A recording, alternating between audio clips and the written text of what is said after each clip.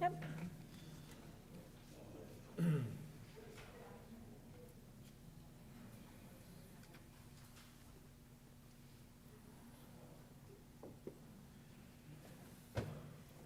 All right, I have 6:32, so we'll go ahead and get started. We'll go ahead and call the meeting to order. Roll call, please.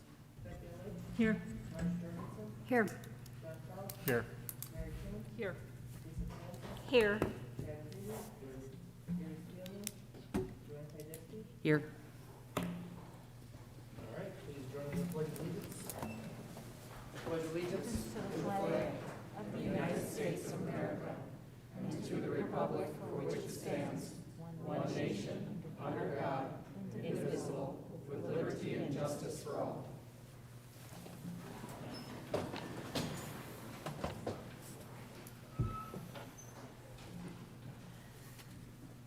All right, we have minutes. Regular meeting, September 20.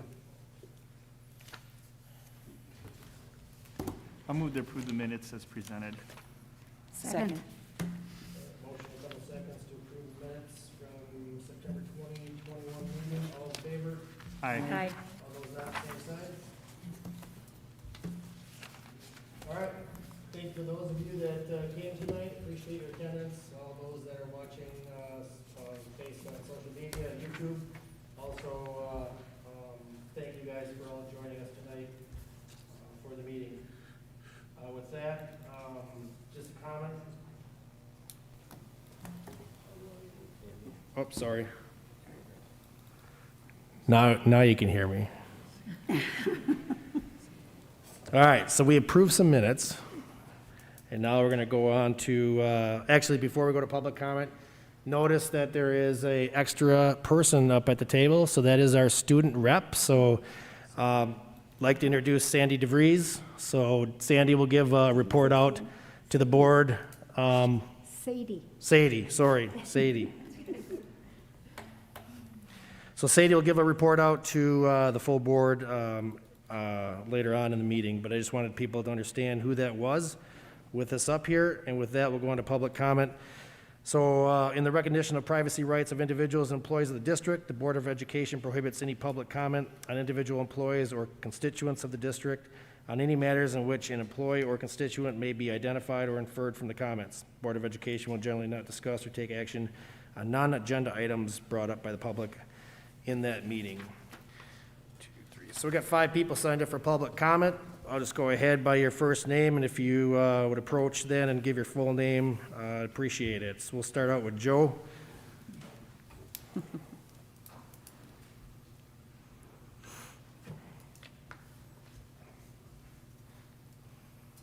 Good evening.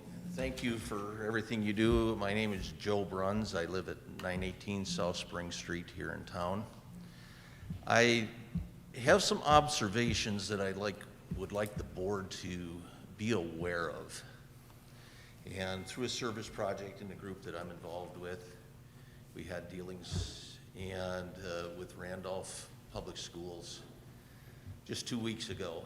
And with that, when I went in the buildings there, they didn't have any mask on, and it was, it's optional.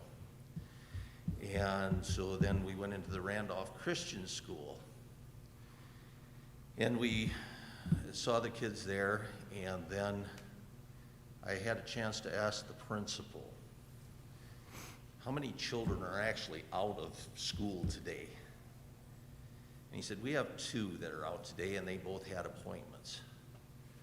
So even at that, they were running 98% attendance on their school that day. And I've seen the kids, we have children out here in the playgrounds. They don't have masks on. There's children running around the hallways. They have theirs down here by their nose, or they're using them as chin straps. And, I think we ought to take a very serious look at really, what they are. And I guess I'm putting forth a challenge to you school board members as to when is the last time any of you have taken a couple hours out of your day and actually gone in and visited our school. Come up here to the middle school You know, gone out to the high school, gone to some of the elementary schools. Okay. Some of the comments I've heard from some of the staff that work in these buildings, it's nothing less than attempted chaos control sometimes. And I think there's a matter that needs to be addressed between the schools and the parents of this community. We're an educating, you know, you're an educating body here, the schools, the school board, you're in charge of the education that our children receive. And one of the biggest things is to have the kids in a safe, controlled learning environment. And so I would challenge each and every one of you to actually sit down in one of the school buildings, just randomly pick a class and go sit in that classroom. And let's see exactly what it is that we can do to, you know, take some of these issues and problems back out of the schools. I know they're there, and so does a lot of the other parents. And with being involved in the middle school football program here this year, you know, I don't know if it's a fact or whether it's not, but some of the things that they were saying that's going on in the schools, to me, was appalling. So it is my challenge to each and every one of you to take a look at that and see once, you know, if what I've heard is just somebody out here is actually happening or not. And if it is, then we need to get the parents of the entire community, the school, and the students all on board that we are a learning institution and not just a chaos center. Thank you. Thank you, Joe. Next, we have Steve.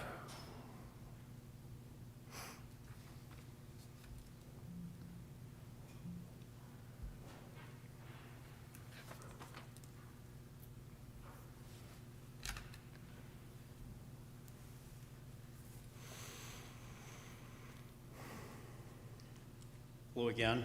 Thanks for the opportunity to present again. Last time the Packers were playing, so I wonder if everybody's mind wasn't on the Packer game.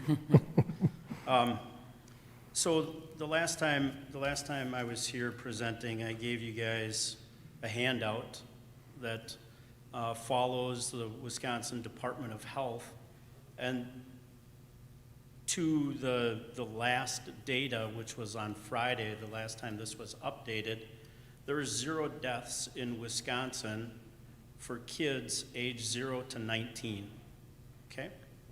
And the last time I spoke was for us to unmask our kids, or at least make it optional. Imagine for a minute that there were no political agendas here. Imagine for a minute that there were no egos involved, that there was no coercion by anyone of how to make a decision for the health of our kids. Imagine we're all just here tonight and we're looking at this mask policy, because that's what I'm talking about. What if we were really just talking about the health of our kids? Who's responsible for that? What authority people should have over other people's kids? What are the negative consequences of wearing a mask to a kid in school trying to learn a foreign language? What are the negative consequences to these kids when they're trying to interact with one another?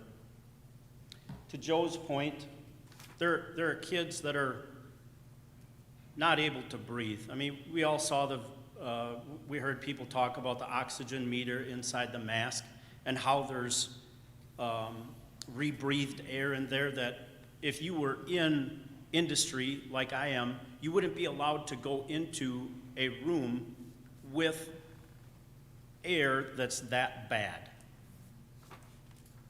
And anybody that questions that can go and Google it or look it up on the internet. So what we look around at schools like Oregon, here in Wisconsin, you know, look in the Randolph schools where they're mask optional. Look at the statistic data, it's all over the place. And these 0 deaths, there's some people that would say, oh, that's because of the vaccines. Well, I beg to differ. When you look at the hospitalization rates, they're very close to the vaccinated and unvaccinated. When I am not allowed to post anything on the internet about natural immunity, I think that's wrong. When we had a couple of dozen parents get up here and say, we feel like we have been suckered, like we thought going into this school year it was going to be mask optional. And we think it still should be. If you want to make the choice for your kids that they wear a mask, so be it, fine. There shouldn't be discrimination against a kid that's wearing a mask or one that's not. And we as parents ought to be teaching that to our kids. But there are a lot of negative consequences to the education of our kids by them having to wear a mask. And if we could all sit down, if we could all gather up the data that's available, we have historical data. We have almost 2 years of looking at this in hindsight. And there should be enough for us to sit at the table and to say, where is common sense rule in here? If I set aside my political beliefs, if I set aside all the other dynamics of human beings and I look at what's available, and then I look at what's not available, what am I not allowed to talk about? And we put some of this together as a police officer would a case and look at the forensic evidence. I think it's overwhelming that we should have masks optional in this school. And I would like the board to consider that. I don't think that's been considered. Am I wrong? Has that been considered for revoting on this mandate?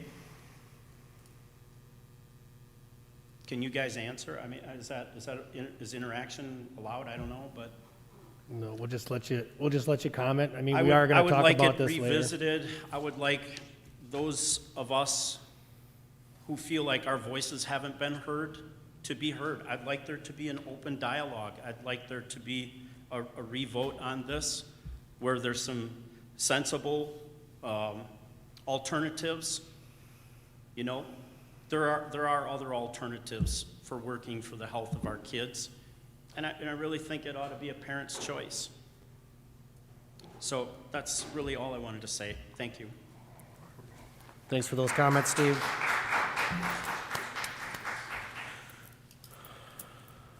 Cindy?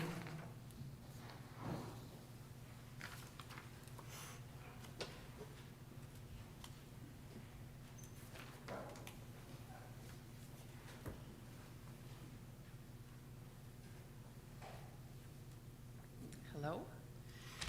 My name's Cindy Rechek. I want to start by saying how much I hate public speaking. So for me to be here should tell you how much I love my son and how strongly I feel about my rights as a parent. The September school board meeting was the first one I attended. I did not sign up to speak, and I wish I would have. Before that meeting, my son was crying in the car and begging me to just let him do online school so he wouldn't have to wear a mask. But after the 2020 online schooling, I know the value and importance of in-person schooling. My son needs to be in school. I reassured him, let me just take a breath. I reassured him that we would know more after the meeting, as I hoped after hearing concerns and facts from other parents that the school board would know that it's the parent's responsibility to decide what's best for their child. I wanted him to see firsthand the value of standing up for our rights, principles I learned in this school, the high school, and from my father. It's frustrating that the voices and concerns brought up at the last meeting from what over 100 people attended were not addressed or even acknowledged. With the lack of consideration or communication from you, how are we supposed to feel? Every year, I sign this waiver, the student immunization waiver. I sign where it says, for personal conviction reasons, I have chosen not to vaccinate this student with the following immunizations. I know this isn't about immunizations, but I have the right to choose that if my son gets vaccinated or not. I was given that duty, obligation to do what's best for my child, my God-given right. Shouldn't it be the school board working together with the parents for the best interest of the children? I want to work with you, like, it should go hand in hand. I could talk about COVID numbers, the facts, the effectiveness of masks, the immune system. Please ask me if you want to know my thoughts on the immune system. But everybody can look up their facts, data, and opinions. This is about the parents' rights and responsibilities. I want each and every one of you to protect my right to choose what's best for my child. I expect you to defend my right to do what's best for my child. Thank you. Thank you, Cindy, for those comments. Kathleen.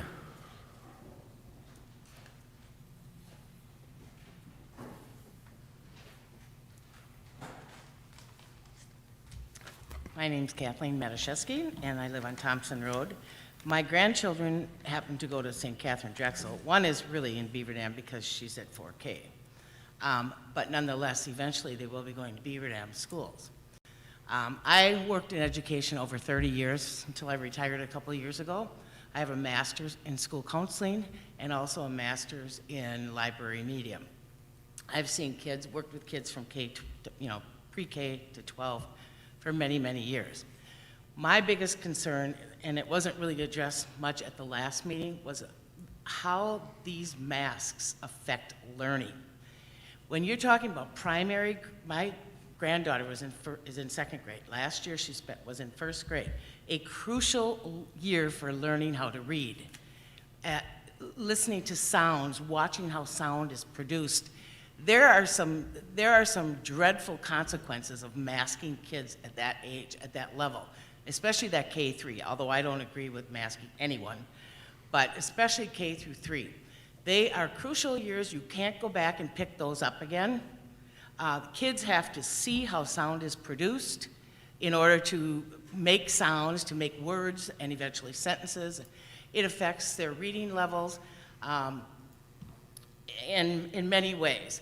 And socially, as a counselor, I think it's dreadful that you expect kids to interact with people when you can't even see them. You probably can't hear them. And again, developmentally, it's very important for kids to have that social learning from other children, from their teacher. They can't tell if their teacher's upset with them because they can't read all those cues when they only have the eyes. So that was one thing I don't think was addressed very well at that last meeting, was the academic effect of kids wearing masks, and also the social. Well, the social emotional is obvious to anyone who sends their little 4-year-old to school with a mask on her face. I mean, it's horrible. I can't stand the thought of taking them to school looking like that every day. I don't mean to look, but masking that kid like there's something wrong with them. I agree. I want the board to address this issue and consider an optional mask. You do not see people petitioning these other school districts to put masks on. You don't see that at Dodgen. You don't see that at Marquezan. You don't see that at Randolph. And you don't see that in Waupun. Have you heard? Maybe I'm wrong. Maybe the parents are saying, give us masks. We want masks. I don't think so. And this really bothers me a lot as a grandparent, that we are putting these kids through this. Show me that you're not harming them by putting those masks on. Show me that you're not harming them physically as well as in the ways I mentioned. I bet you can't. I mean, unless you take masks off certain kids at certain times during the day and test them for different levels of bacteria and things like that, I think you're actually harming our kids in a lot of ways that we didn't really give you permission to do. And it bothers me very, very much as a grandparent to see these masks being put on these kids. I think it's just horrible. It's beyond horrible. And I think there's plenty of reasons not to do it or to make it optional. And I know somebody was concerned about the bullying. Well, then you need to address that in your schools. If kids are getting bullied because they have a mask on, in those, where it's optional, you need to address that. That's not a reason to mask everybody in the whole school so that kids won't get bullied. Bullying is an issue, an important issue, but I remember reading that thinking, oh, that's just wrong. So, and I'm also concerned how it impacts other schools. I don't think St. Catherine Drexel would have masked the children had Beaver Dam not done it. They seem to kind of follow along, and I don't like that, but that's not your issue. That's mine and mine with that school. But although, like I said, the 4-year-old is in pre-K, so that is technically Beaver Dam School District. It's only being held at St. Catherine Drexel. So I do appreciate your hearing everybody out, but I really, really, as an educator, I am really concerned about those K-3 kids and everything they are missing, and you cannot go back and get it again. They've passed that developmental level, and you can't make that up. So that's my concern, and I certainly really hope that you will reconsider and make masks optional. Thank you. Thank you, Kathleen. Lindsay?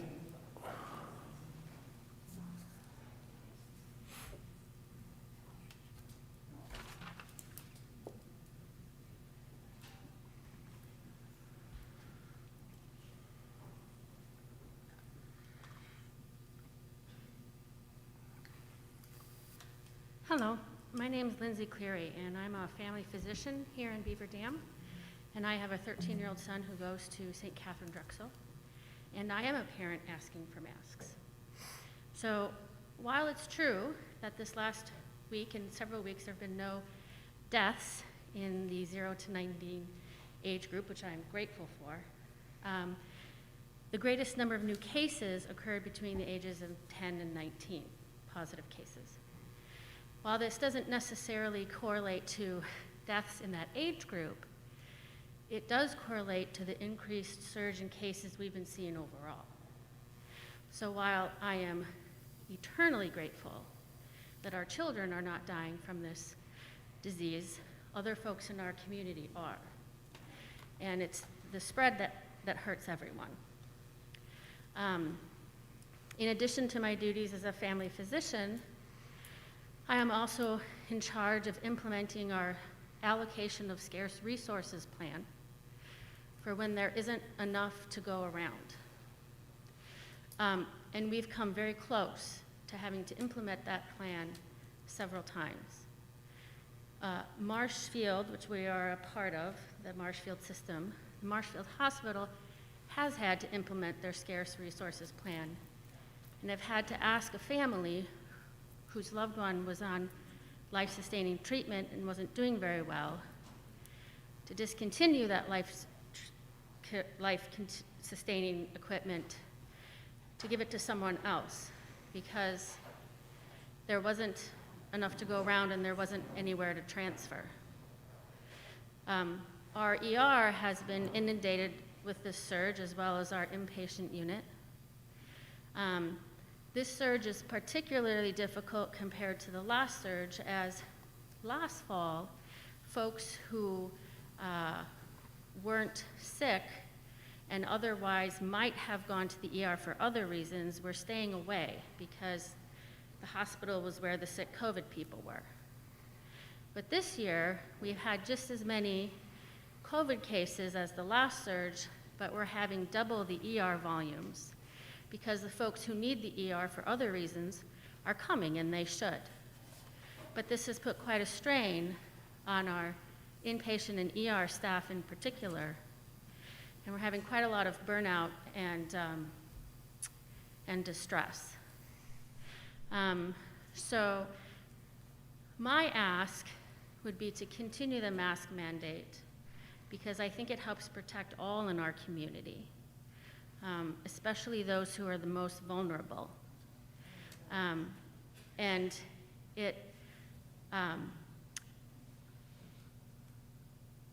I've had some bad moments when I thought I might have to be in charge of the plan to tell a loved one that we're going to have to discontinue a treatment to give it to someone else because there's no other option. Thank you. Thank you, Lindsay. All right, that is all we have signed up for public comment. So we will move on to announcements. We have none, so we'll move on to the agenda. Any corrections or adoption of?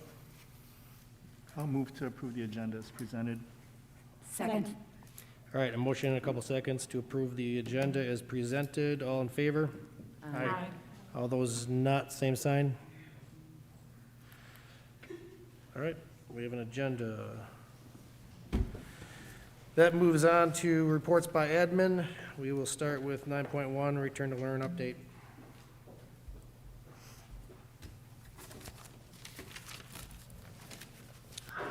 Good evening.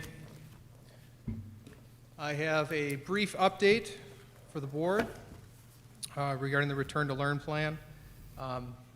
We are looking to cover 3 different things, so these are my 3 goals for our time together. One is just a general update on current community metrics. I also wanted to speak specifically to realities associated with our district and area districts, and then, of course, provide opportunity for questions, comments, and discussion. So again, just to reiterate, meet regularly with Dodge County Health Department, so there's structured, more formal meetings with all the superintendents in the Dodge County area, as well as the Dodge County Health Department. Those take place weekly on Tuesday afternoons. In addition to that, our health services team, our nurses are in regular and frequent communication with other members from the health department as necessary. Our district boundary reports, again, talking about the district boundary, so just to reiterate, that's not in district, that's the boundary area. Our total confirmed over the last 7 days was 92 in the Beaver Dam Unified School District boundary. The positive 7-day average for COVID cases was 10.57 compared to the last time I presented this information to the board on September 20th, it was 11. And then people who are familiar with the Department of Health Services for the state of Wisconsin know that you can look up hospitalization trajectories and hospitalizations ICU specific. And in the south central region at this point in time, which the hospital in our community falls under, there is no significant change in either the trajectory or the ICU. So this next graph, typically I show 2 different graphs. One is the graph that is available, again, on the Wisconsin DHS website, so people can go to that website. They could select any county they would want. Typically, the counties would reflect the overall state, but again, this gives a more specific snapshot of our county. And then I would also layer over, or on a separate slide, show the chart that the Dodge County Health Department would provide and publish. They're a little bit behind in what they are publishing.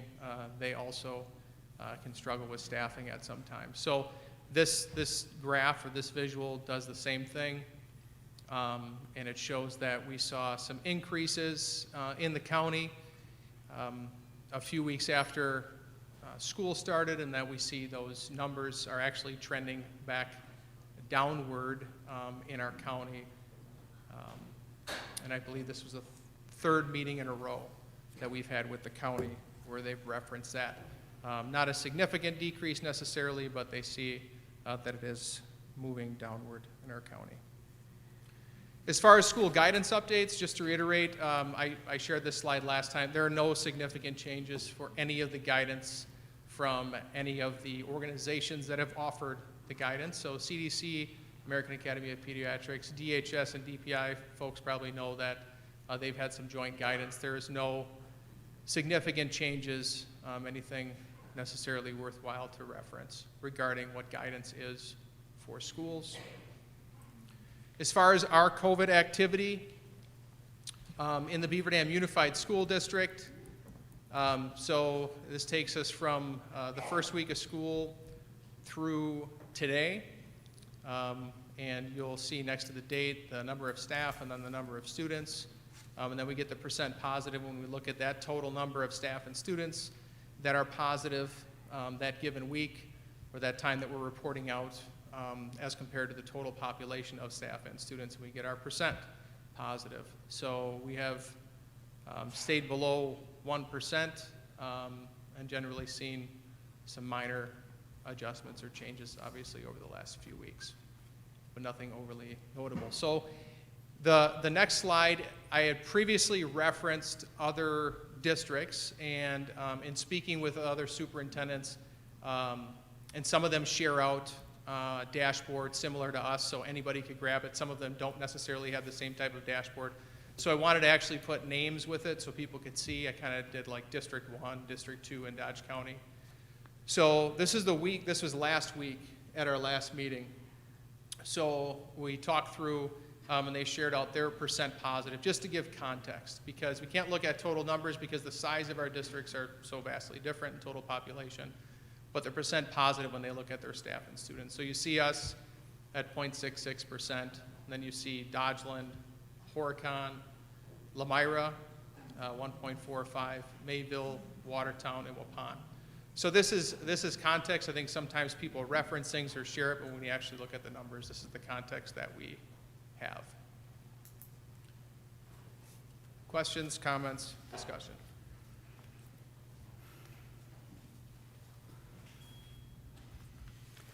Well, it's interesting to see the numbers from the other districts and how we compare, I think.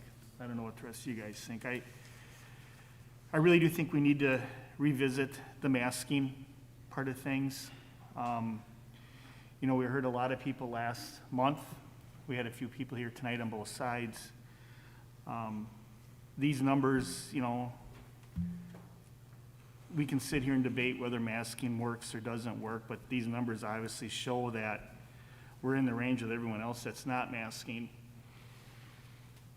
Another reason why I think we need to revisit it is I see our kids outside of school like the rest of us do. And these kids are getting together at each other's houses and doing other things. They're going with other kids from other districts and doing things with them. And they're going to work in places that aren't requiring masks. And I just kind of wonder, you know, what we're doing by requiring a mask. And I know that might sound bad, but I do kind of wonder. And I think it'd be a different story if we were like Dane County and everyone was a mandate countywide for masks, but we're not in that position here in Dodge County. So I don't know if we're trying to control something that really don't have no control. In order to be effective with the masking policy, I really do think that, you know, we have to have more input and more help from other people besides within the district ourselves. So I guess I really do think we need to relook at it. And, you know, last year we were in a situation where no one knew what to expect. Now, granted, we do have a different variant, but we have more tools in our toolbox now. And I think we need to really reconsider where we're at as far as our masking policy update is. Other comments? Discussion? I will say that, I mean, I can appreciate the position of the board starting school, being that we had a different variant. We had, you know, some unknowns, but now we're well into 2 months of school. And the thing that stood out to me, and I actually went out and actually detailed some additional numbers outside of what Mark has here.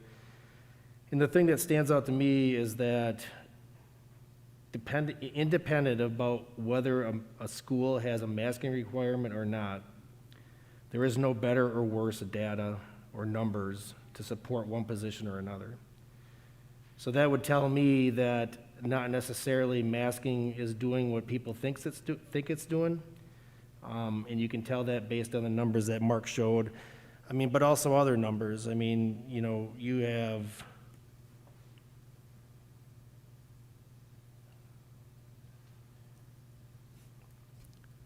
some other numbers on here, like Cambria-Friesland is at 1.57%. West Bend, 0.3%.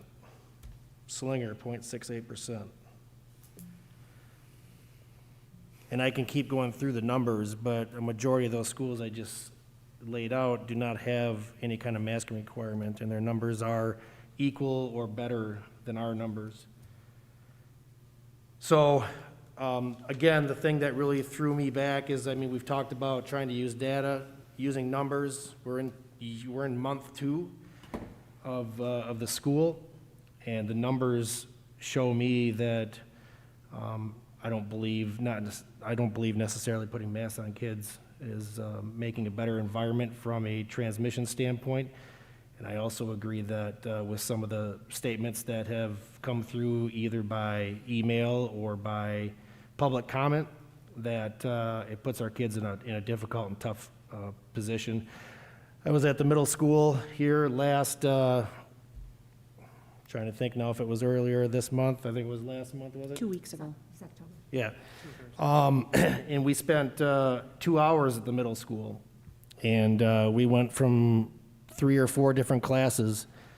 And I would agree that the kids are doing the best that they can do based on the mandate that we've given them. But it's not easy. And quite honestly, it wasn't easy for me to be in the classroom for 2 hours with the kids and wearing a mask. So I got to practice personally what we're asking our kids to also do on a daily basis, and not just for 2 hours, but for a full school day.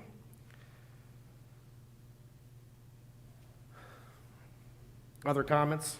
Other concerns?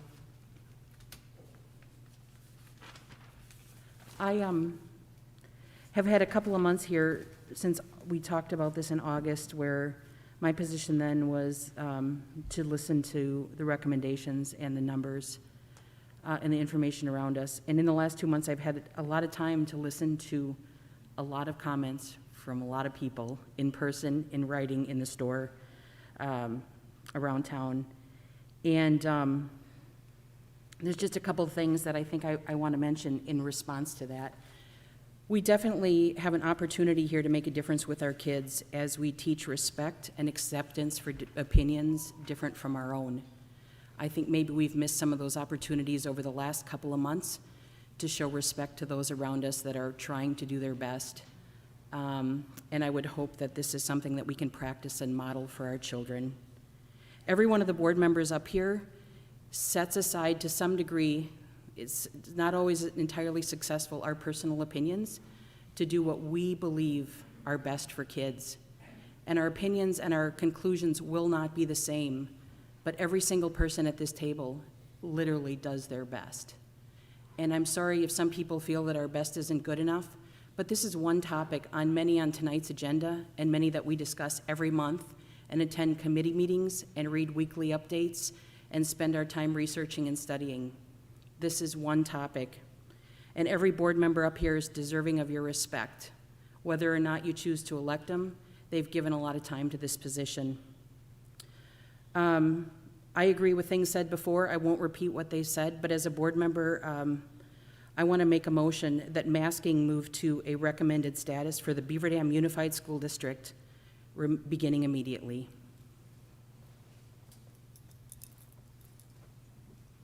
Joanne, do you want to change it, add that, make it highly recommended or optional maybe? Yeah, it can be highly recommended but optional. I'll second it. Mary, do you want to read back that motion just so everybody on the board understands what the motion is? Require that masking move to highly recommended but optional effective immediately.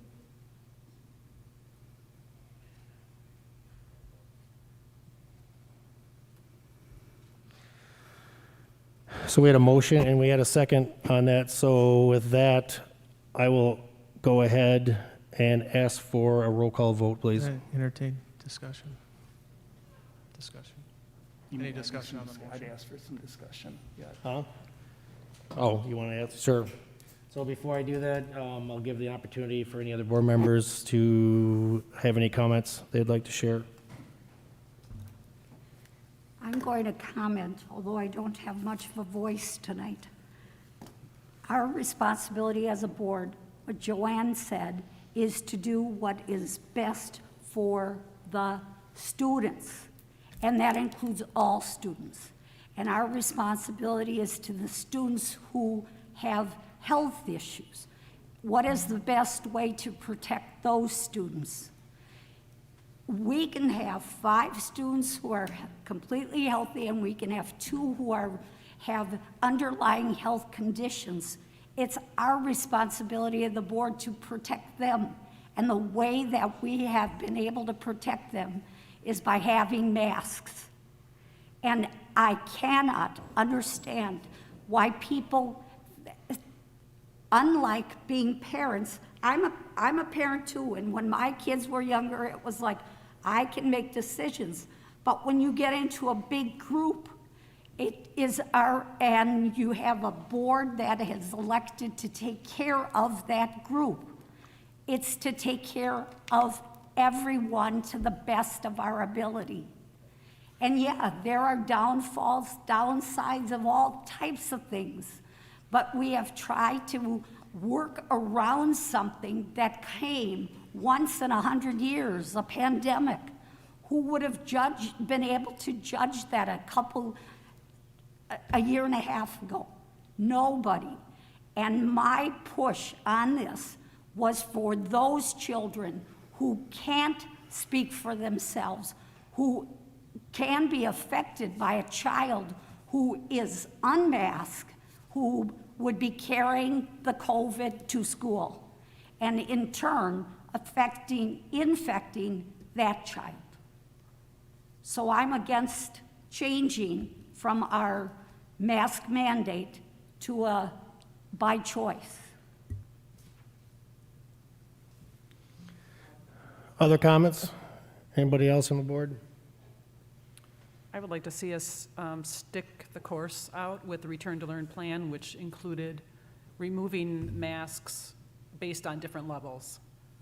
I think the numbers are coming down, and if we follow the course of that plan, the mask will become optional at some point. Yeah,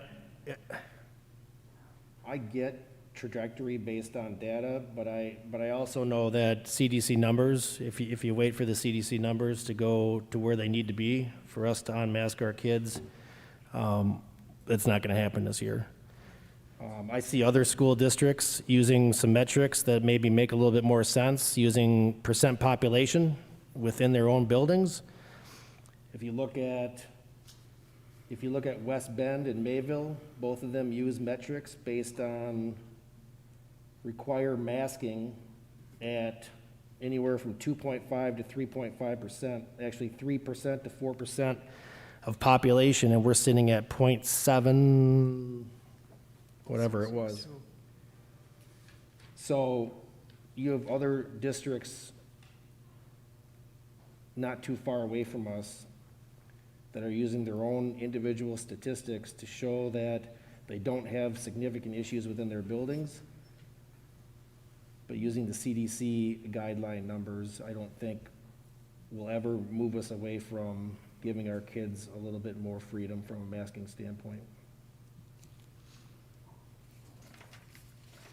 I question, if masks work, why doesn't our data show a number significantly different from schools where masks are optional and highly unworn? I don't feel like it's a data-driven decision to say that they should still be required. So Mark, can you tell us if this reporting is actually taken from county numbers, or if each district is responsible to report their own value when you get numbers from the other school districts? That's their actual numbers. So those would be the numbers that somebody from the county could look up and bring back to the child. So those numbers should not be different from district to district, because all Okay. confirmed positive cases are recorded and part of that log that the county health department can access. But Okay. the individual districts report out on their own, Okay, like publicly. So that was, I mean, that was shared with me, and for some of the districts that I referenced, they have a dashboard. Not all districts have dashboards anymore, and they report out on things differently. And some districts, none of these that I referenced, none of these numbers reflect that, have changed their reporting, so they're reporting out on new cases only during a 7-week period instead of like active cases per se. So every district has a little bit different way of reporting, but these are actual numbers that reflect our same process that the superintendent shared with me. okay. I mean, also to go off of what Joanne said, I mean, it would be different if I looked at the numbers, right, and there was a very significant difference between schools that were masking their children and schools that were not, and you don't see it. No. And quite honestly, sometimes you see it in the opposite direction. And you see, and if I compare that to, you know, the state numbers based on school district boundaries, you see some of the highest surged areas where schools are non-masking with no significant issues. We see in our society football fields full of people, you know, and National Football League, NCAA, and it was always thought that these things would be the huge spreaders that were going to cause us to get insignificant issues and problems, and we haven't seen it.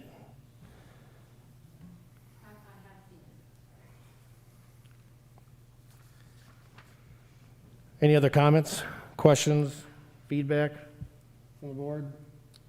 Irregardless of the decision made moving forward, is this a return to school plan that we will continue to look at with regular updates, much the same as we have? Yes, that would be my general intent. I was going to ask for some feedback on whether or not the board wanted another update in 2 weeks, just because it's a short turnaround, but I'm happy to keep doing that. And then I would just ask if there's specific context that people either want or don't want, that they just share that with me, and then I can try to tailor the presentation to reflect specific information that people might be looking for. Mark, I think we do need to continue to get updates at every regular board meeting. Obviously, the vast majority of our students are not even eligible for vaccine at this point, while they indicate that that's a possibility in the future, and while that is, a choice of, people in the community to be able to do so, the vast majority of our students are not eligible at this time. And so therefore, I do believe we still need to know and understand our numbers as we progress each month at our board meetings.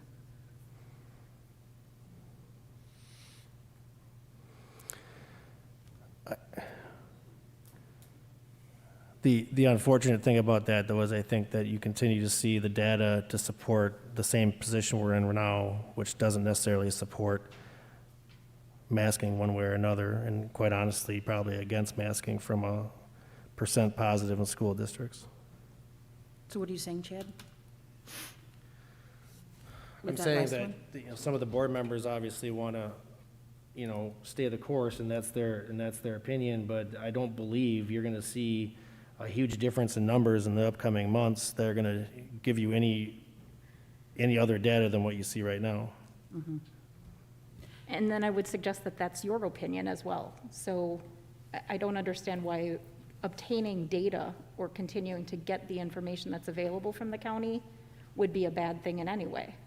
I think we'll do that. I mean, we've done that for 2 years, we see data in weekly reports and at board meetings. Yeah, I don't see why we wouldn't continue doing what we're doing with the data. I mean, I think it'd be foolish if we didn't. Yeah, we report it out publicly every week, and then we can continue to put this type of presentation together. Obviously, different weeks, different realities. If there were to be updates and guidance, obviously that would be something new and unique, but generally speaking, it's relatively similar. I was just referencing the next one because it's 2 weeks away, but Right. I'm happy to do that. Just to hope people realize they're not necessarily going to see much fresh for context. All right, anybody else that hasn't had an opportunity to have comments? All right, Mary, can you read that motion back again? Require that masking move to highly recommended but optional effective immediately. All right, so that was seconded. So with that and the board having an opportunity for discussion on that, can we have a roll call vote, please? Mark Jorgensen, No. John Kraus, Yes. Mary Coombs, No. Lisa Panzer, No. Chad Freely, Yes. Joanne Chajewski, Yes. Beth Bailey, This is not an easy one. No. All right. I think I got the numbers in my head, but can you read those back to me again, Mary? that is 4 for no, and that is 3 for All right, so that motion fails. So I'm going to move that we, effective immediately, have a highly recommended but optional masking requirement for our high school, our middle school, and all other ESC buildings. So that would include everything except the elementary. So leave the masking requirement in place for elementary, but everything else effective immediately, going to highly recommended but optional. A second.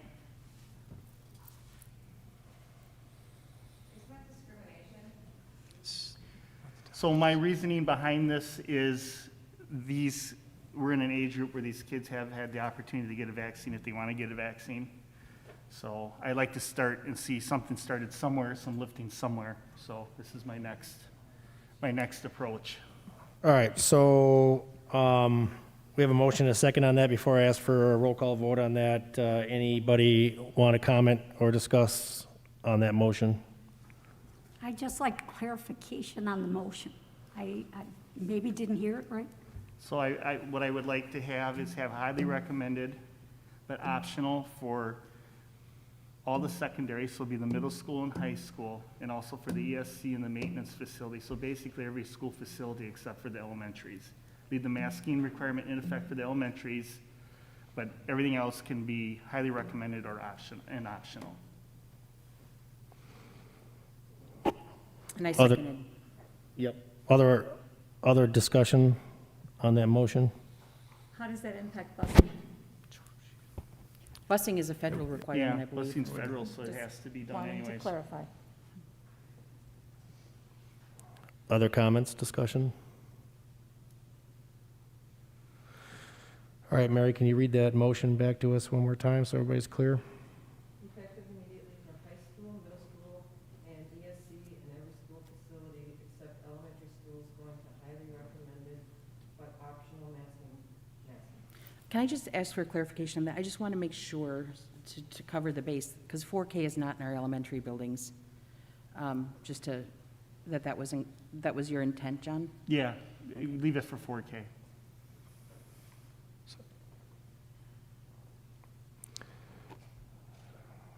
Mary, can you read that one more time then? You're adding 4K for. For masking, yep.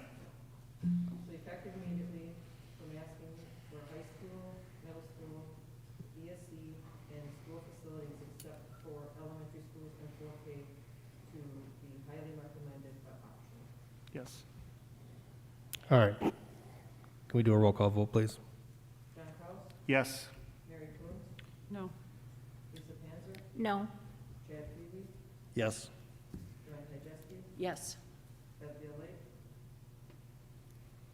Yes. Marge Jorgensen, No. 4 yes, 3 no, right? All right, that motion is accepted.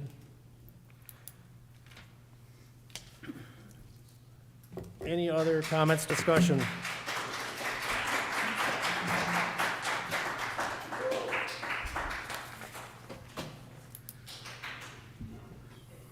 All right. With no further discussion on that topic, we will move to 9.2, School of the Month presentation, middle school.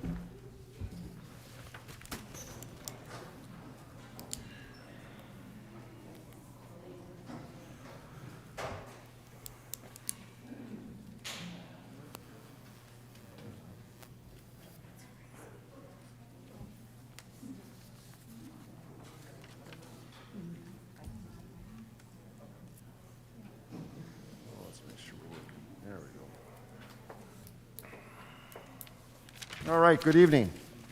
Good evening. On behalf of the middle school team, I just want to thank you for the opportunity to have this chance to address you tonight and share with you all the good things that are going on at the middle school, both academically as well as our attempts to create greater student connectedness. I want to start off, first of all, just by sharing a little bit of demographic data. What you'll notice here with this demographic data over the course of the last 5 years is that not much has changed. With the exception of our enrollment, everything is relatively steady in terms of our percentage of students who are economically disadvantaged, students with disabilities, as well as our ELLs. So the only thing that has really changed over the last 5 years has been a slight decrease in enrollment. So with that context, we want to share with you some things that we're working on. And we're really excited about what we've been putting in place here since August. We have a tremendous team here that's going to share with you some of those things here tonight. But not only do we have a focus on academics, but also a focus on trying to improve our student connectedness and making them want to feel like they're a part of the Beaver Dam Middle School community, which obviously we know has significant benefits to student achievement.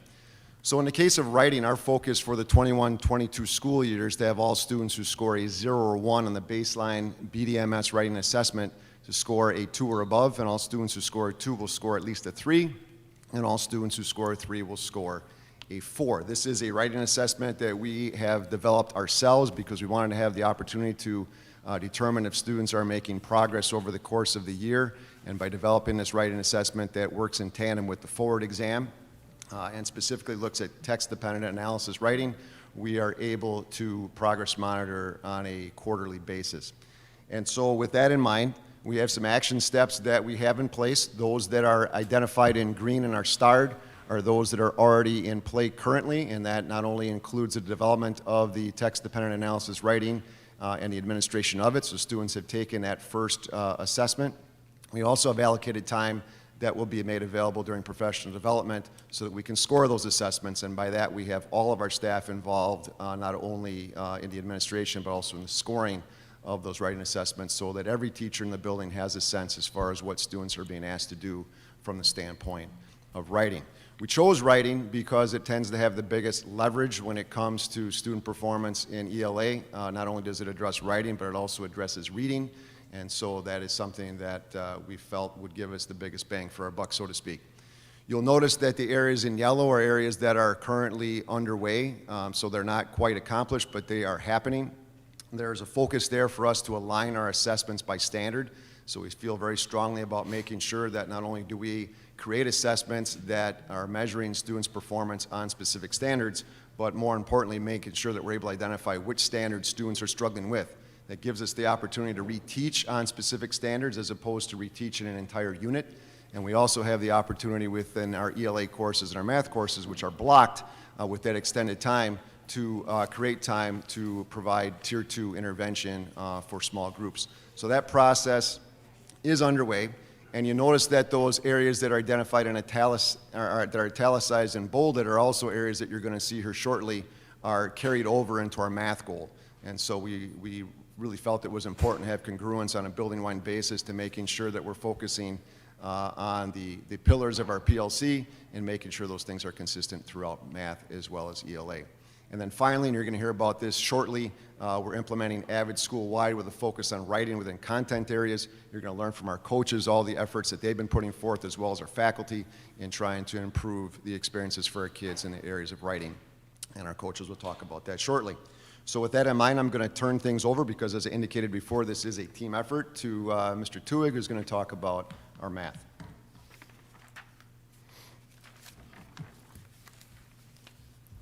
So the math goals that we've put in place have a lot to do with iReady scores and how students will achieve based on their baseline test, which was earlier in the fall. So 75% of our students who score at grade level or above will meet their typical growth. At the highest school in the district had 67% of students at that level meet their growth, so we believe that 75% is a lofty but attainable goal. 50% of our students who score 1 or more years below grade level will meet their stretch growth. That again is an attainable but lofty goal, as the national average for students at that level achieving their stretch growth is 30 to 35%. some steps that we're taking to get there. Again, we're taking that standards approach. We've identified essential standards. 6th and 7th graders are really focusing on numbers and operations. And our 8th grade team has identified algebra and algebraic thinking. That strand of the iReady to improve upon our overall scores. We'll continue to use common formative and summative assessments, iReady comprehensive checks, and other iReady tools to increase our achievement. Teachers are reteaching standards that students have not met on their classroom quizzes and tests. That's in place. Utilizing some small group work based upon, again, how those students achieved on those classroom assessments. And we're also using iReady as a resource so students can have an individualized pathway to improve their math achievement. With that, Ms. Lekowitz and Ms. Bolin. Did I say it right? Good evening, everybody. I do want to say that we're missing our third musketeer here, Heather Anderson, who's also been enjoying some of this work with us too, which some of you have had the privilege of meeting her. So how we're doing this, both myself and Paula as coaches, is mostly through professional development. So Heather and I have been leading professional development around writing and using the writing avid strategies. And also with the assistance of Sarah Fleischman, she's from CISA 6, and she's been coming and providing professional development for our math teachers, and I've been supporting with that the math teams. And then as part of supporting the professional learning communities, all three of us engage in collaborative team meetings, both at the grade level and content level. Heather's focus is the ELA, Paula's is math, and mine is the science and social studies departments. We also support teachers as well through coaching cycles. We work with teachers to implement best teaching strategies, high leverage teaching strategies, and the things that we learn through our professional development. And that can take many different forms. We co-plan together, we co-teach together, we may demonstrate for teachers how something might look, and then they go ahead and give it a try. So there's lots of different ways that we approach the coaching cycles with our teachers. And then the mentorship program with our new staff. All three of us do have teachers and staff that we mentor both here at the middle school and at the high school. Part of that process of developing all these things is reciprocal feedback cycles. So we have received a lot of positive feedback from staff about the professional development that Heather and I are leading and that Paul and Sarah are leading. And then the reverse of that is that we're also able to give feedback to staff who are actually seeking us out and asking for that feedback when we do come in to observe or when they are seeking assistance and help in using some of these instructional strategies. So that's been a really positive two-way communication between ourselves and between the staff. Another thing we have in place at the middle school is a student intervention team, the SIT team, and on that team we have administrators, coaches, we have counselors, and I can't think of anyway, yeah, pupil services. But anyway, on this team, we identify students that are in need of intervention, whether it be academic intervention in math or in reading, or if it is social emotional intervention that the student might need. And we're identifying those students that have those needs and targeting instruction for them, Tier 3 instruction for them. And that's part of the response intervention, the RTI system. So what SIT supports is really the placement and starting up of the RTI system in the middle school specifically. So that system involves both the coaching, where we're able to take on universal instruction, so the instruction that all students receive, and then make sure that we are encouraging Tier 2 instruction, so reteaching when students don't get it the first time, we're giving them an extra scoop of support. And then Paul and I are in place for the Tier 3 instruction. Those are intensive, foundational skills that students lack, and so that's part of our role here as well, not just as coaches, but also as interventionists. And that's really the team effort. Those are all the components of many pieces that are kind of being put in place to support and promote the work that both Bill and Kyle have just been talking about. So I'm going to turn it back over to them. Yeah, and I think it's really important to point out and also to make sure that, we don't miss out this opportunity to thank the board for your support in making these coaches a reality. You know, obviously data tells a story, and the story that we have had with regards to, you know, our student performance at the middle school is less than what we would like. And so you've made a commitment, you know, to these individuals to help really push us in the direction that we need to go. And you see examples of our staff engaged in activities there, from professional development opportunities in which they were getting tools to put in their toolbox that they have since taken back to their classroom and implement. So when they talk about coaching cycles and they're talking about feedback, it's a chance for our teachers to practice what they have been taught, take it back to their classroom, implement it with students, and get observable feedback from the coaches in terms of how they can make that better. So that's been very powerful for our staff, and that in turn translates into better learning opportunities for our students. So I want to make sure that we thank you for your efforts in making that a reality. The next thing that we want to try to address here, and that we're working towards, is trying to improve our student connectedness at the middle school. And that includes information that we glean from our student perception survey that's done every spring. Most recently, that data that was collected last spring indicated that there was a lack of connectedness on the part of the students at Beaver Dam Middle School. It's our intent to make sure that we get feedback to the point where the 4 questions that relate to connectedness get us to a minimum score of at least 3.0. And those 4 questions are specifically as follows. It's, you know, I feel as if I belong at this school, my classmates care about me, I feel comfortable participating in class, and I participate in one or more clubs, sports, and activities. So we have specific strategies in place to address each of these elements that we're going to touch on here briefly. Some of that relates into our athletic and activities program. Some of that relates into AVID. But I want to give you a sense as far as what we're doing to try to address those particular issues. From the standpoint of athletic participation, just to kind of give you some context in terms of where things have been at, our numbers here for this past fall for our 3 sports that we offer, in the case of football, volleyball, and then also both boys and girls cross country, we have participation numbers that are on par with what they were in pre-COVID time. So that is some positive data to glean in terms of our students being engaged in athletics. We also collect data in terms of our student participation in activities in our clubs. So this could include student council, it could include chess club, it could include a Harry Potter book club. The list goes on and on and on. And we really encourage our staff that if there's ideas that students have and they're interested in facilitating those, that we would be, you know, more than happy to try to provide those opportunities for kids. And as you can see, our numbers at this point in time thus far for the 21-22 school year, we are significantly ahead of pace as far as where things were a year ago, and those numbers of 178 reflects only numbers to date. It does not reflect numbers of students who will be participating in clubs moving forward, and some of those activities, in fact, have not yet started. So we anticipate those numbers moving up and being on par with where things are at in our pre-COVID time as well. And then some other things that we've tried to really do to try to improve that student culture and school culture and connectedness is to bring back our student recognition assemblies. You can see some examples of those. This is from our homecoming assembly, and so I know that Sadie appreciates this from her high school experiences, but we had an assembly on homecoming Friday as well. You can see the energy coming from the grade that's on the left-hand picture, and then we had students that were being made into toilet paper mummies, which they were very skilled at and found to be more difficult than what they might thought. We've got our apple stacking contest, so students practice their STEM skills in trying to stack 5 apples on top of each other.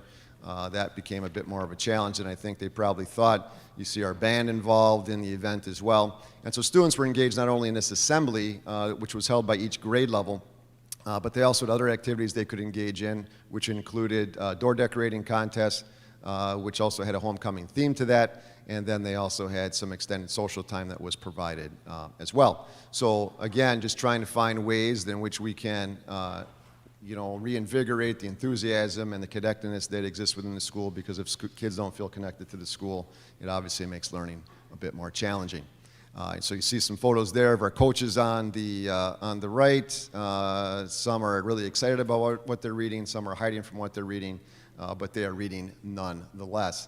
And then one of the things I'm most proud about, and some of you, if you had a chance to attend the board visit earlier this month, I had a chance to hear about it, but we've brought back our Student of the Month recognition, and so we have 3 academic areas each month that will nominate students at each of the 3 grade levels. We recognize 3 students at each, so these are our 9 Students of the Month, 3 in 6th grade, 3 in 7th, and 3 in 8th. You'll notice their pictures when you depart tonight, if you so choose, right here on the door that's immediately behind me. Their pictures are included in there. There's display cases below each of the grade levels that students are allowed to decorate to demonstrate their interests and so forth. So if you're interested in gymnastics, you might find some gymnastics things in there, books kids are interested in reading, those types of things. But it's a way to celebrate kids for doing great things, whether that's academically, whether it's based upon improvement, whether it's based upon great effort, whether it's about being kind to another individual. The opportunities by which staff can nominate kids is really limitless. So we're very proud to be able to bring that back to recognize kids for doing great things. And then finally, one of the things that I also want to make sure that we touch on is the fact that we're also involved in community outreach. There's 3 things right now that I think are important for you to be aware of in terms of how we're working with the community to further engage our students. We're in partnership with Dodge County right now to provide preventative support to our students in the area of AODA. And in fact, all of our 6th graders currently receive this service in their health classes. They are in the wheels, so there's about 1/4 of our students are in health right now in 6th grade, and that will continue to process over the course of the year. So by the time the year is complete, all of our 6th graders will have had the opportunity to receive this AODA educational experience. We're also in partnership with Church Health to provide mental health support, and that also includes another arrangement with Dahl & Associates in the same area. So these are the things that the middle school has been working on thus far, and I'd be happy to entertain any questions that you might have at this time.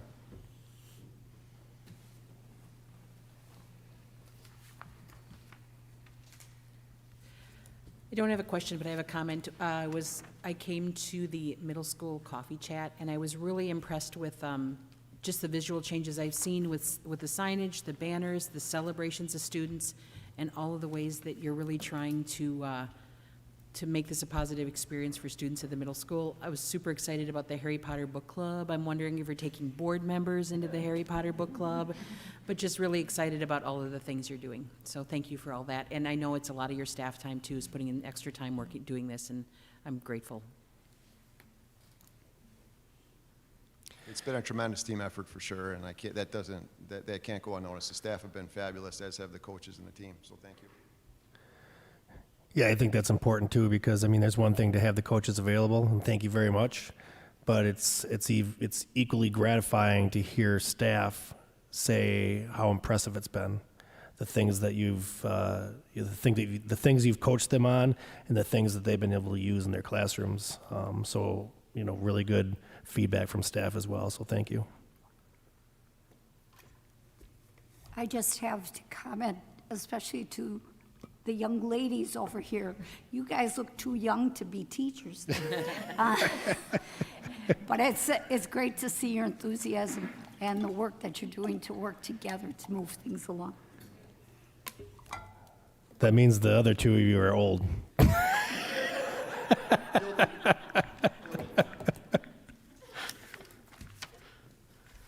All right, other feedback? I'm just going to comment, so I won't reference it during recognition, but just the energy and the focus at the middle school is really, really positive. And the kids are vibing off that. So I've had two students go through, and they had wonderful experiences, and I have one student in there right now, and just hearing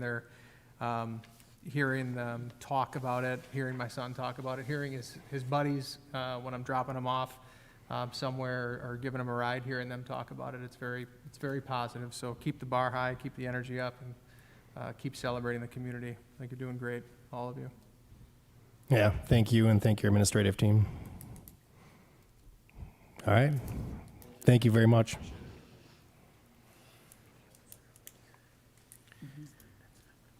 All right, 9.3, Start College Now program requests. Good evening, everybody. Russ Tronson, principal at the high school, here to do my twice-a-year Start College Now requests. For spring this year, we're looking at 24 students requesting Start College Now credit, a variety of courses ranging from CNA, accounting, architecture, you name it, College 101. Some of the math programs, too, that they offer is what's being asked for at this time. So I look for a motion for approval.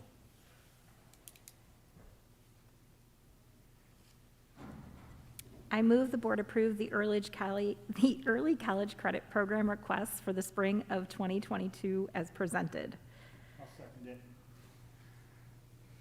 All right, we have a motion and a second to approve the requests as presented. Roll call vote, please. Yes. Yes. Yes. Yes. Yes. Approved. Thank you. Can I Thank ask you a you. quick question, Russ, before you run away? So, I'm not on the committee, but I attended the teaching and learning meeting last month where you were talking about an alternate way to, for some of these kids to earn a credit. Can you just briefly say that, what that is? Am I thinking like- Transcripted courses? Yes. Yes. Through transcription. So transcripted courses means basically our instructor at the high school is certified with the college system to teach the same course in high school. So they earn that dual credit, they get the high school credit and the college credit, versus us having to send a kid maybe to a Moraine Park or somewhere else for courses like that. Yes, That's thank you. the difference. Yep, thank you. Yep. All right, 9-4. Anne Marie, you gonna share some transportation stuff with us?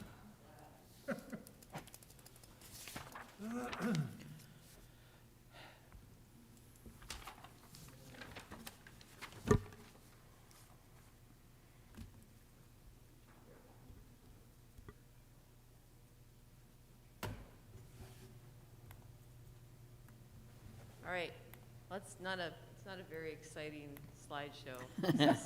This is the slide. Nice bus. Short. So, that is our bus though. So, anyway, but I just wanted to give an update, since we did transition to a new company for this year, just an update on how that's going.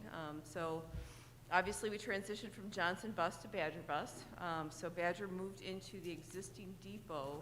They took over the space where Johnson had been in August.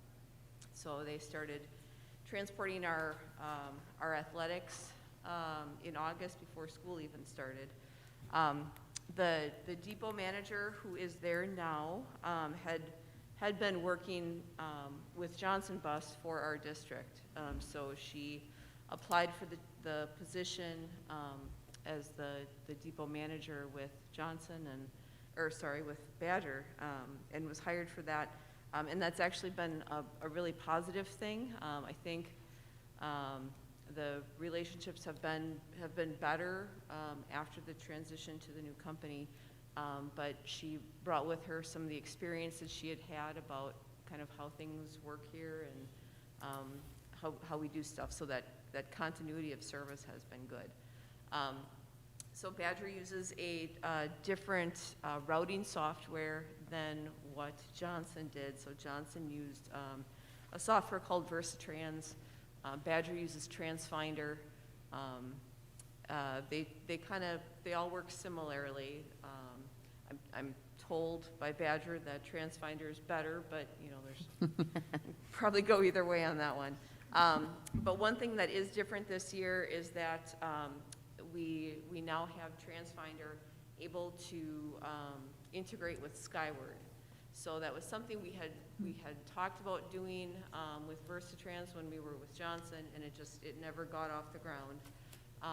But we now have that TransFinder communicates with Skyward. So what that means is that if we have a new student who enrolls in the district and we put their information into Skyward, the software updates overnight, and so that student will, their address, if they're eligible for transportation, will go over to TransFinder, and that tells them that they need to get them on a route and everything. The other feedback is that after the student is on a route, that information goes back to Skyward, and the parents can now see in Skyward their information about their students' pick up and drop off. And so that was not something that we had previously had before. We have it now. We had hoped that was how we were going to be able to communicate prior to the start of the school year to parents what their times and locations were going to be. And there were issues with getting the two systems to talk to each other. So some Some of the parents were able to see it, a lot of them weren't. So most parents did have to get a phone call again about when their student was going to get picked up and where. So it wasn't until after the school year officially started that everything is now up and running on that. The good news is that now that it is up and running, for the start of next year, it shouldn't be an issue because the systems are communicating. So, so that should go a little smoother. So the next topic is driver shortage. So this isn't even just bus drivers. This is all sectors. Trucking can't find enough drivers, but bus drivers in particular. So even before COVID, it was hard to find drivers. It's maybe not everybody's ideal job to have. It's a wonky schedule. You get up early, you have a split shift, but you only get paid for the hours that you work. It requires, the specialized training, a CDL, which people who have that could probably make more money doing, trucking. And then, dealing with student behaviors on a bus, it's a challenging job. And so it was hard to find drivers before COVID. It's been a lot worse ever since. A survey that I was reading about, and it's a national survey, but it was saying that over 80% of school districts in the U.S. report not having enough drivers. And, part of that is, it said the average age of bus drivers is 56. And so, anyone who had concerns about COVID and, maybe being older, we saw that some of our drivers were concerned about it. Didn't come back last year when we started the school year. So it's challenging to find drivers. So as a result, bus companies they're offering higher wages than they were before. They're offering sign-on bonuses to try to incentivize people to join their companies. So the good news is that we do have enough drivers for like our daily routes, which not all districts can say that. They're in the news, there's stories about they don't have enough drivers to get kids to school. So we're not in that position. The issue that we're having is that we don't have enough drivers to be able to take kids to some of our athletic events, especially when those events, like they need to leave before the regular routes are done in order to get to their events on time. Because, we have plenty of buses, we just don't have enough drivers. So what do we do in that case then? So Mel has tried to be very creative in a few things.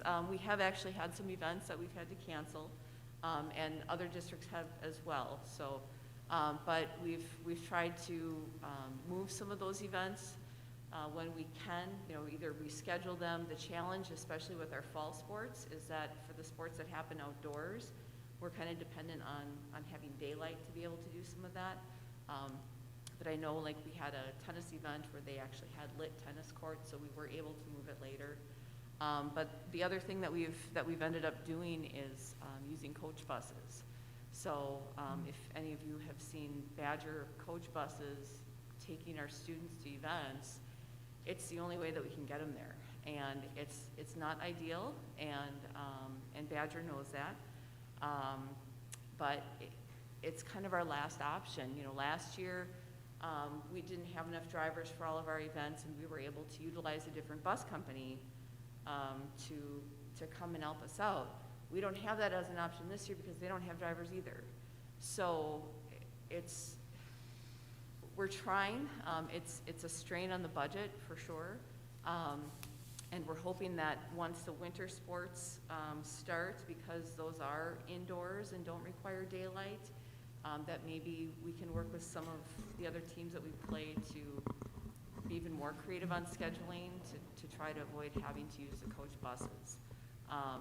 We have encouraged our coaches, not coach buses, but our coaches, to try to get their CDL and then they can drive their teams. Badger will pay for them to get the training, to get their CDL, and then they would get paid by Badger for the time that they would be driving the bus. So they could make money and they could ensure that their teams get there on time. Even the people who said they might be interested, you know, it does take a fair amount of time to go through the training to actually get the certification. So we haven't had anybody actually take advantage of that yet, but if anyone knows, you know, parents or diehard fans who would like to be able to drive the teams, you know, Badger will provide for the cost of the training, and they provide some of the training themselves. So hopefully we'll be able to recruit more drivers, but the position we're in now is pretty tight.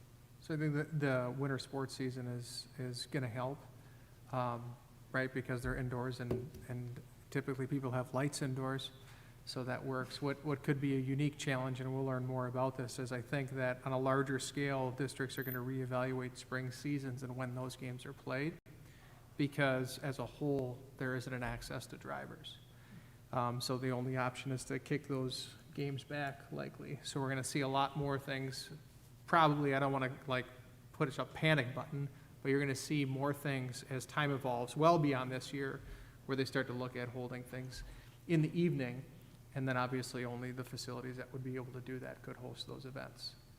So it could be interesting. It'll probably push a couple of buttons for some districts to address that, because the shortage, as we know in the marketplace, whether it's drivers, subs, other areas of staffing, you know, isn't necessarily getting better. So we're going to have to get outside the box, get people to help that are willing and able, incentivize that where possible, and then also step outside of the box with some of our creative problem solving. So for all of the people that are listening to the board meeting or reading the article in the newspaper that are going to step up to volunteer to drive their favorite sports teams, they can watch the game, right? They can drive the bus, they can watch the sport, they can drive the kids home. It's all good. It works. Exactly, yeah. All right. It doesn't really get any better than that. So go to Badger Bus's website, and on there's an employment area to apply. So There you go. Yeah. There you go.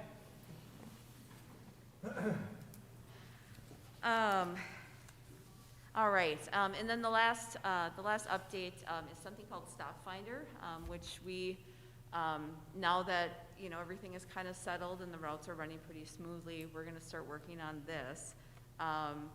So this is it's a communication app. So Stop Finder works with TransFinder, which is the routing software. And so basically, it would be an app on your phone that allows parents to see their students' bus schedules in real time. If you subscribe to it, and Badger would send out an invite to the parents, so it's not, anybody can't just go and download it and log in, like you have to receive an invite. But they'd be able to get messages about bus schedules. So for example, if you had, one bus that, say a bus got in an accident or something, you could message everybody on a particular route so that the parents would know, like, here's what's going on, rather than having, the depot call everybody individually. The parents could also send messages to the bus company, so it's a two-way communication piece. They can also see, there's an aspect of it where you can see where the bus is and have an alert set up once the bus gets there. So it uses the GPS system that's on the bus. So for example, if you set it up to let you know when the bus is, a mile away, in winter that could be really helpful, because in case the bus is running late or something, some of our students have long driveways. You don't necessarily want to send the student out there on a 0-degree day and have them stand out there for 10 minutes because the bus is running late. So you could see when the bus is getting close, and that would let you know when to send your student out. So we're working with Badger on that right now. There's a cost associated with that, and so we're looking to see whether or not that's something that would be feasible for us, but it would be a cost to the district. It's a per bus cost, so there wouldn't be a cost for the parents or anything. So that would be something free for them. So we're working on that. If we're going to decide this week whether or not to move forward with it. If we do, we would hope to do kind of a pilot with a group of parents prior to the winter break, and then hopefully be able to have a rollout to everybody probably like at the semester change. So that's what we're looking at. Any questions? Questions, anybody? All right, thank you. Thank you. All right, brings us to 9.5, recognitions. Anybody have recognitions they'd like to share out? I guess I can start. Jeff, the kids had their pork chop dinner beginning of the month, and it was the tell you the anything go to it, get one you missed out. So I just want to recognize those kids for that, and like Chris Cockney and Anthony Brosser and people really involved with the kids, so they did a really good job also. So it was very good. I didn't go personally, my wife brought it back home, but it was very good. So I've got a couple, I want to thank the middle school for hosting us this year as the School of the Month for our coffee and tour.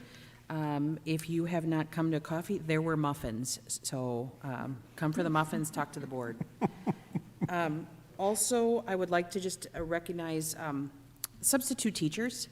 And in this time when you can work anywhere, I really want to thank those people that choose to work here and to keep the kids in school, because it makes a lot of difference. And so thanks to all those folks that are stepping up and filling in for that purpose, as well as the bus drivers and food service folks. Thank you so much.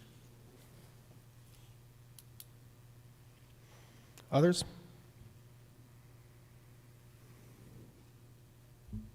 Mark? I have a few. I'll be brief. First, staff and families for their engagement in parent-teacher conferences this year. So most of the conferences have taken place already, especially elementary, middle. There are some still conferences taking place at the secondary level.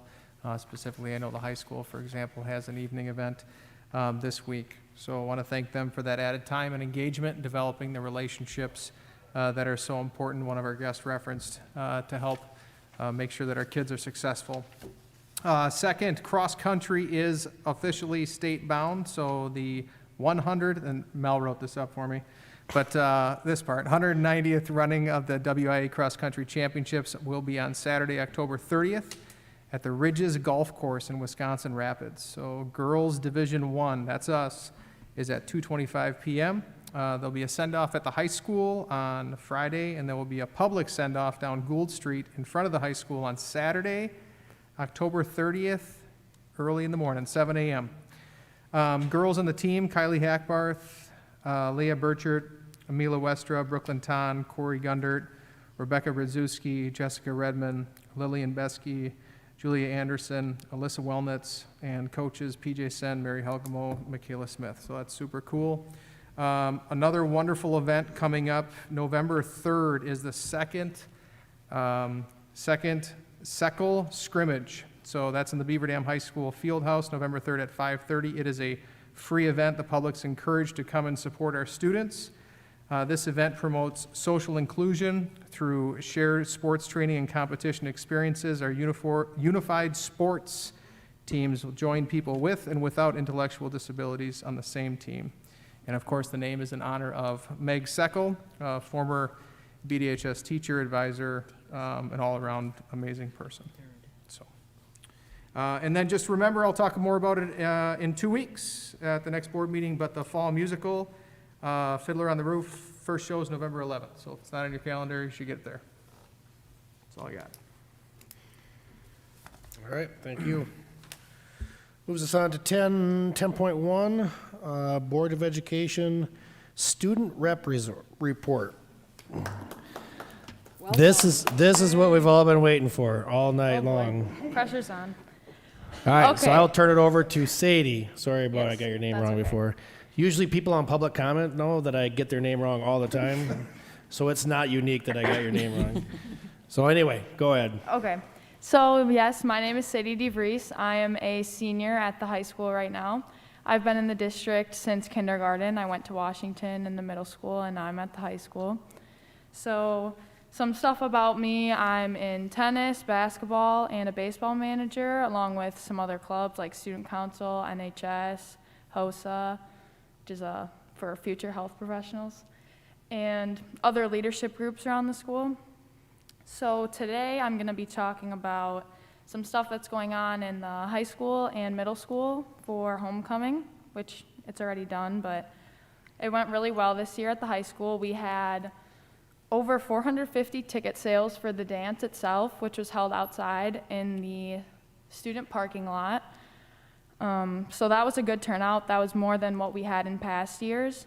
So we also had an assembly, which was outside this year, where we normally have it inside, and that went really well. We had tug of war awards like homecoming court and other things out there. A lot of the students got really involved with cheering and having school spirit there. And then we also had dress-up days, which a lot of students got into as usual, and the parade, which had dozens of floats and cars that showed a lot of school spirit. And then the middle school also, as we heard, had their homecoming assembly for the first time this year. I thought that was something that's great. It gets the younger kids involved with something that the whole city can know about, and how they did the recognition, and each grade got their own assembly. I think that's really good, and it really helps unify the district. Also, adding on to Mr. DeStefano's note about the Seckel scrimmage, I'm actually a partner in that, and it's going to be a really fun game, so I'd encourage everyone to come watch it. That's all. All right, any discussion, comments, questions for Sadie? Yeah, welcome, Sadie. Thank you. All right, thank you very much. That moves us on to Ops Committee. Do you want the minutes first or the SRO first? Minutes first? Yep. Okay. Let me get organized on that. We've had 2 meetings since the last committee meeting. I'm giving this report for Marge Jorgensen to preserve her voice. So the first one I will be going to shortly. We'll be talking about the SRO. We discussed that in the meeting on September 27th. And then Mr. Work, the director, the district facility and safety officer, provided an update on the summer projects for each school building. Improvements varied by building and included flooring, roofing, lighting, plumbing, playground, sidewalk, and fencing projects. He gives the best reports. The main emphasis this year was at Lincoln Elementary School. He offered to arrange building tours for interested board members to see the improvements. He thanked all the custodians who keep the schools in great shape and take pride in their buildings. Planning for summer 2022 projects will begin earlier based on the long-range 5-year plan and potential supply and demand issues. He shared the timeline for the planning process, including bid and priority list deadlines. The goal is to hire local contractors where possible. The committee thanked him for his detailed report and good rapport with vendors and suppliers. The next meeting that we had was on October 18th, and Ms. Malkovich, Director of Business Services, provided an update on the 2021-22 budget, which we have discussed tonight in the budget report, and you'll be hearing more about that shortly. She also provided an update on elementary and secondary school emergency relief ESSER funding. She explained that federal funding was appropriated for education through 3 separate programs and gave an overview of allowable activities that can use ESSER funds. She reviewed the amount of the funds and the district received and how they have and will be used. She reported that the 2021-23 state biennial budget provides no increase in revenue limit or per pupil aid, and that districts should prepare to use federal ESSER funding to offset increased expenses if necessary. Mr. Warwick, District Facility and Safety Officer, explained that the ESC North needs a new exterior envelope system. The ESC South will be raised on June 2022, and remaining staff will move to the ESC North building. He shared that the options are steel siding, aluminum siding, EFIS, and tuck point, and reviewed the cost and longevity for each option. So I just want to clarify, ESC South is the ESC now, ESC North is the former DSA LA building and maintenance building. So due to board workshops in November and December, the next committee meeting scheduled is scheduled for January 24th, 2022 at 5:30. Do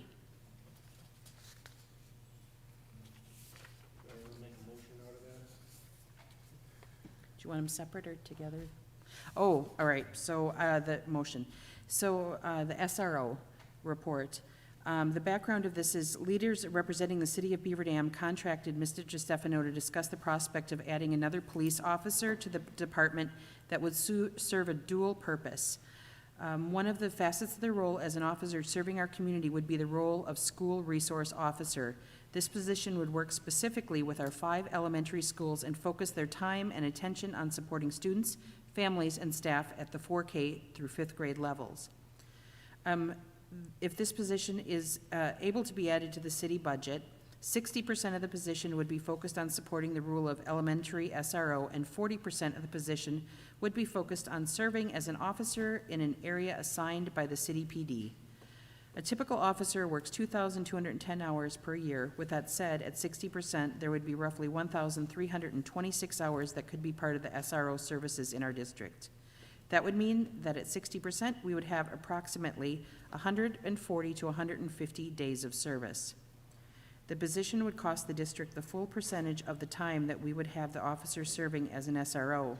Based on median salary comparisons and considering potential benefit costs, it would be projected to cost approximately $59,000.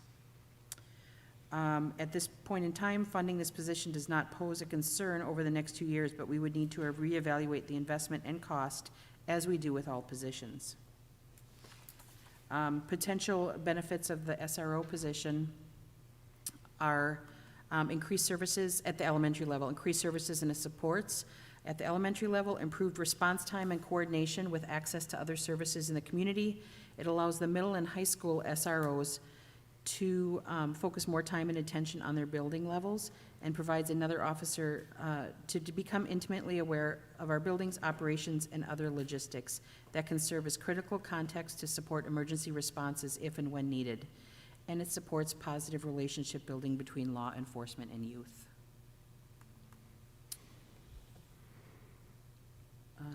So, hold on one second here. I struggle with laptop. So I would like to move that we approve this position, the cost to be shared with the city of Beaver Dam. Second. All right, we have a motion and a second then to add another school resource officer as.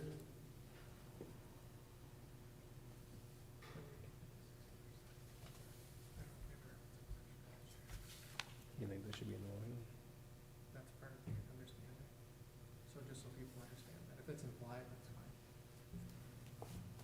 So, I guess I'm just a point so of you want to redo that motion with specifically stating 60%? Oh, I sure can do that.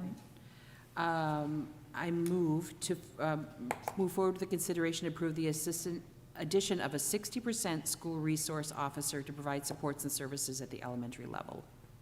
And I would again second. All right, now we have a motion and a second to approve the 60% position of school resource officer. Roll call vote, please. Yes. Yes. Yes. Yes. Yes. Yes. Yes. All right. You guys back there got a little more help. Thank you.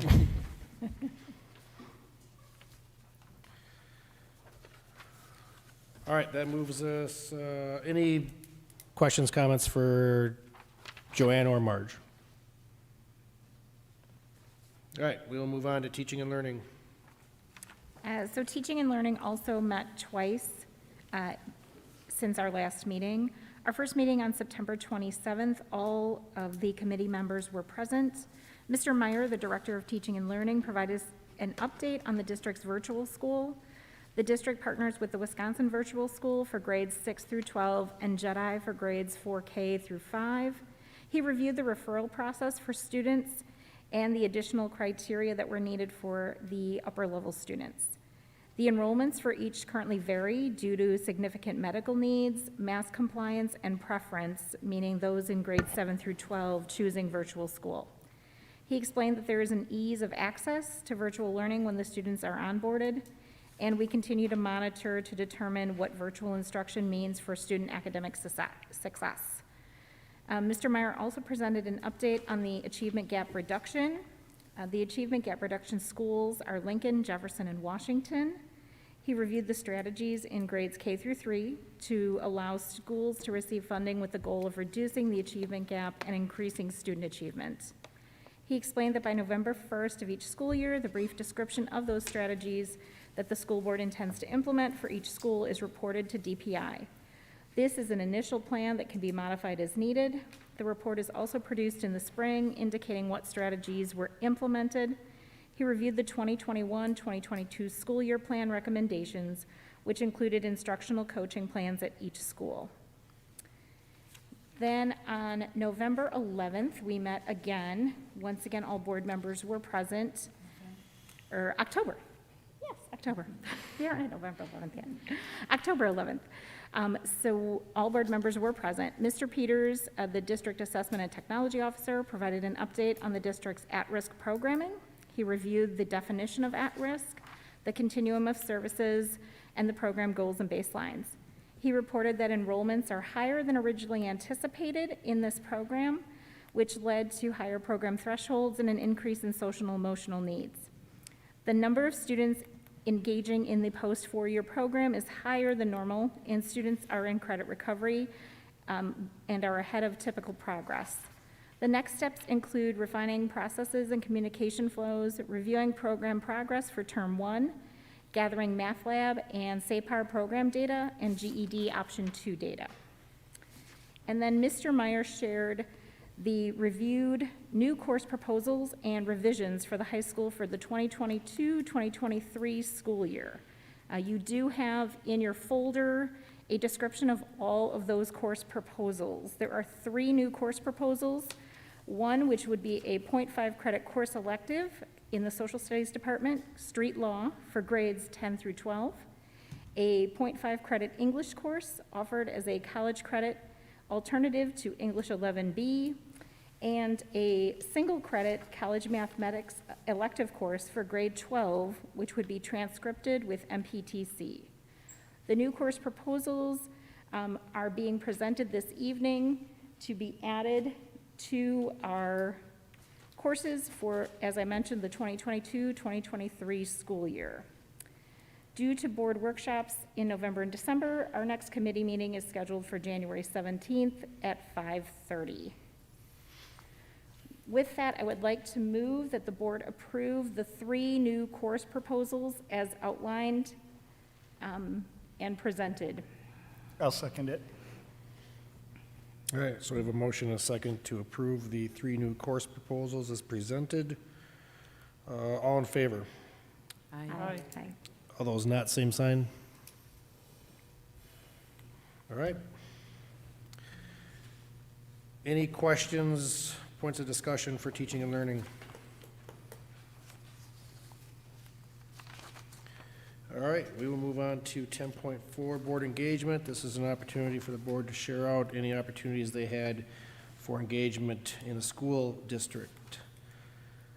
I'll start out. I sat in on parent advisory and staff advisory this month, and again, the agenda is set up by Mark, but based on feedback from both parents and staff.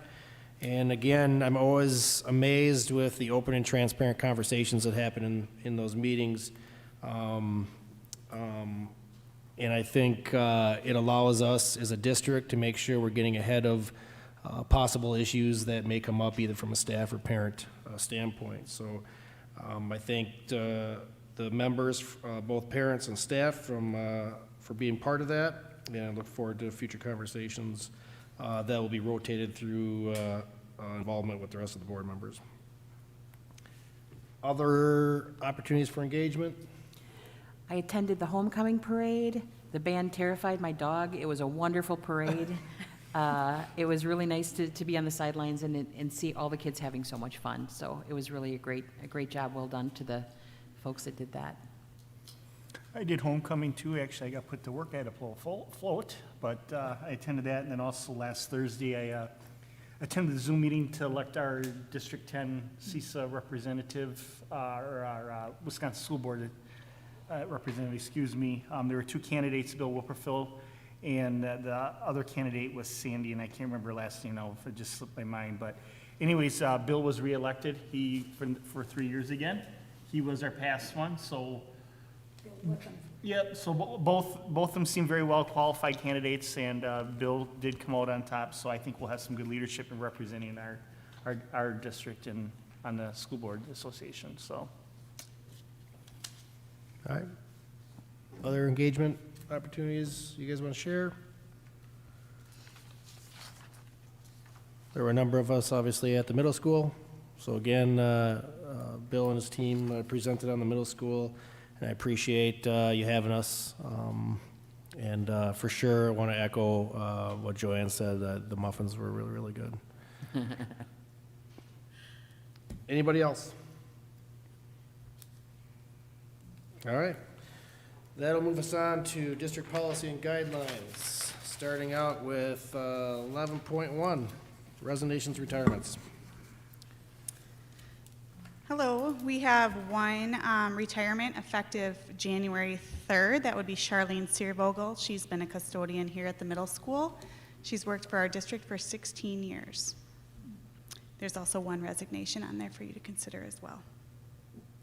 I move the board approve the retirement and the resignation as presented. Second.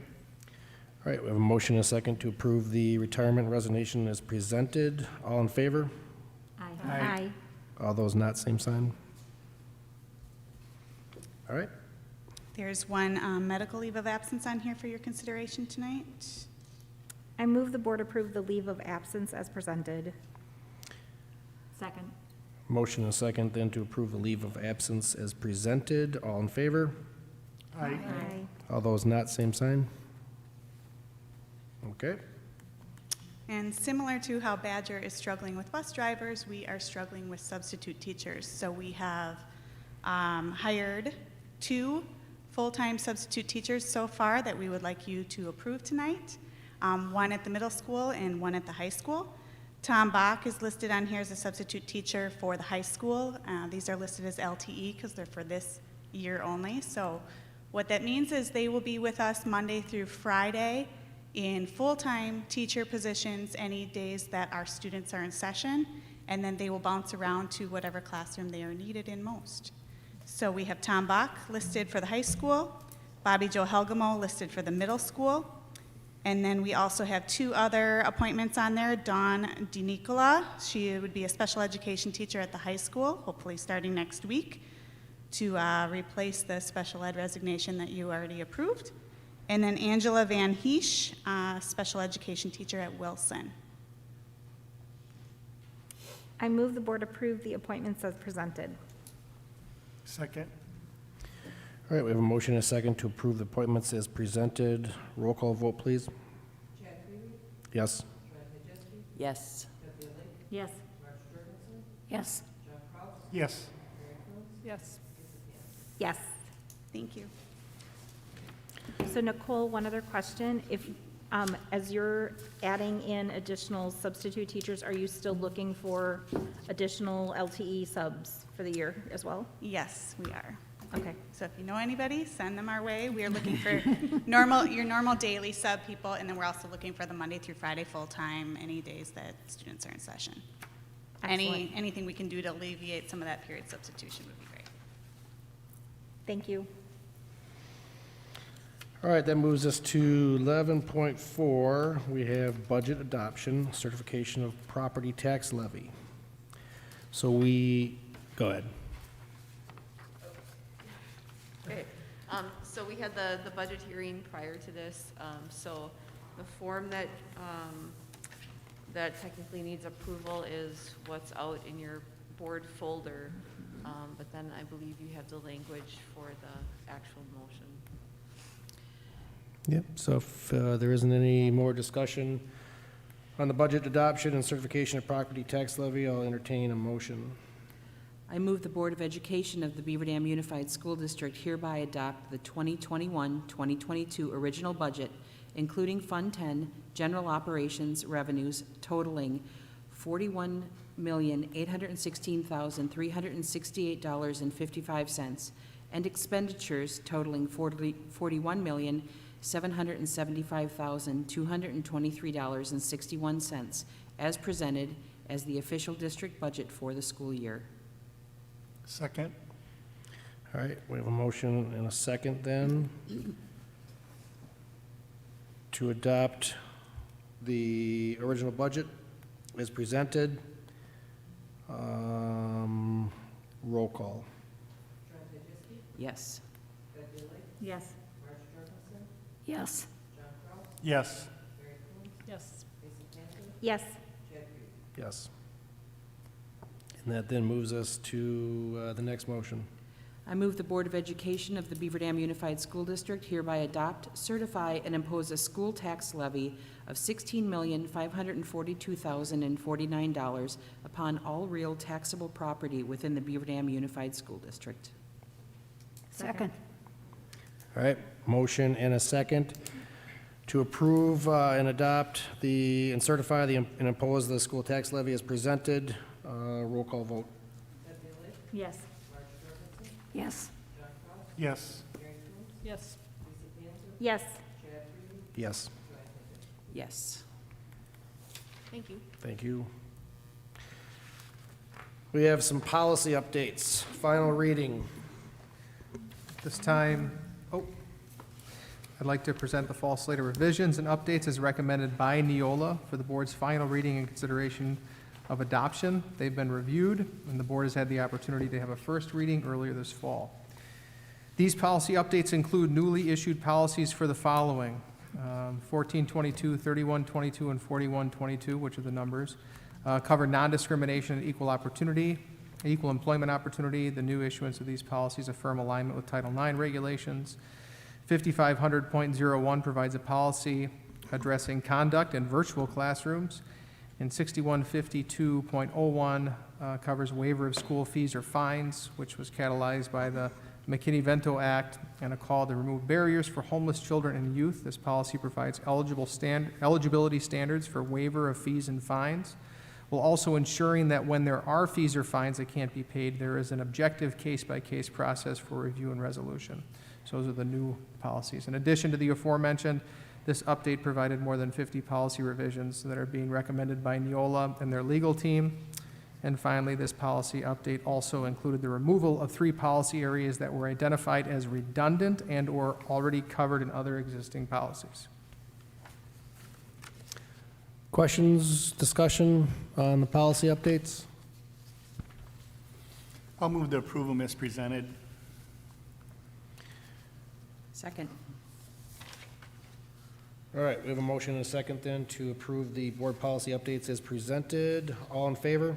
Aye. Aye. All those not, same sign. Those are approved.